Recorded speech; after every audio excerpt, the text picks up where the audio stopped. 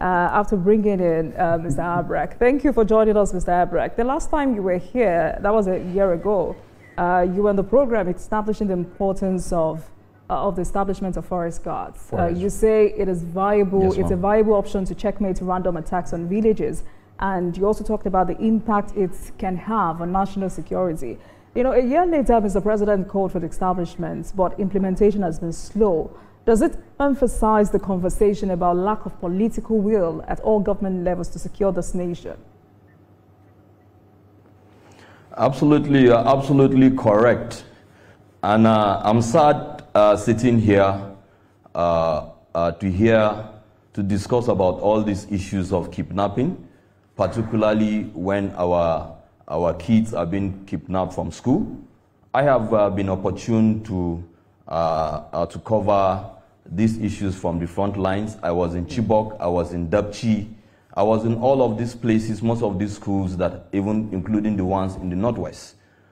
This thing keeps happening. And this is why we continuously say, what is the military going to do differently? What is the police going to do differently that it has not done before?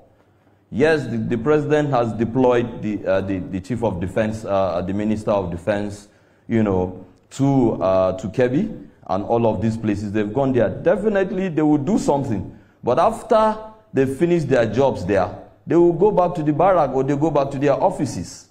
And those forests where those kidnappers are hiding and are coming to disturb us, rape and kidnap our women and our children, they will just recycle and go back to those forests. And this is why we keep on saying that the forest guard is the solution.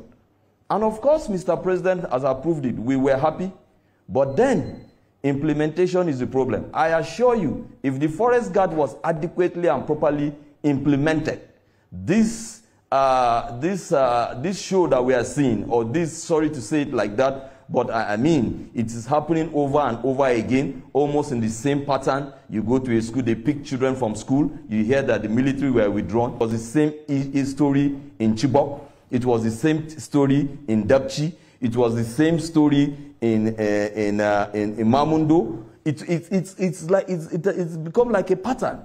So therefore, we are now saying, if the forest guard was in place, you're not giving the opportunity to the victims who are the ones that are suffering these attacks, to also protect themselves. So I think now that America has jostled us, has startled us as a nation, including the whole structure of the leadership, the president, and the governors.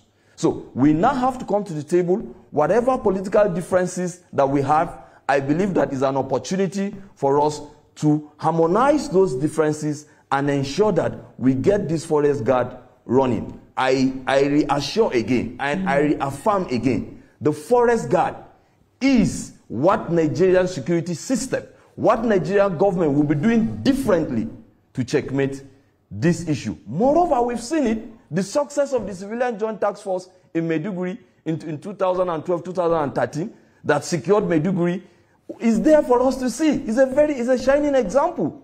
These kids, these youths who understand the terrain of Maiduguri, know the nooks and corners, collaborated with the military. And that was how we were able to chase out all these people and send them to Sambisa. Boko Haram is in Sambisa not by choice. It is by the activities of the Joint Task Force, the Civilian Joint Task Force, and also with the military. If we do that as a nation,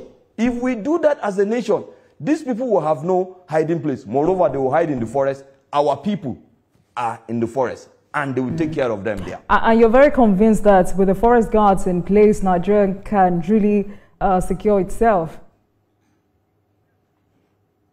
Absolutely. All right. Absolutely. Let me go back to... It's there for... Please go ahead. I was going to add, it's there for everybody to see.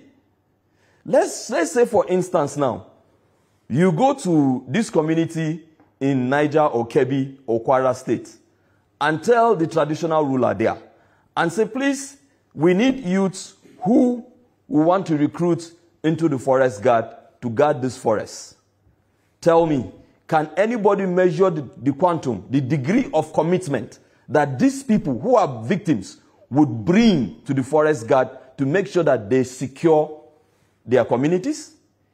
If we recruit forest guards, these community people, to guard their schools, because most of these schools that have been attacked are in the hinterlands. So if you get these people to say, okay, guard your schools, and remember, most of these people will be very committed because it is their kids, it's their children that are in that school, and they live there permanently. You are not deploying a special squad from Abuja or from Lagos or from Port Harcourt to go there. They are there permanently. And it's their children that is in that school.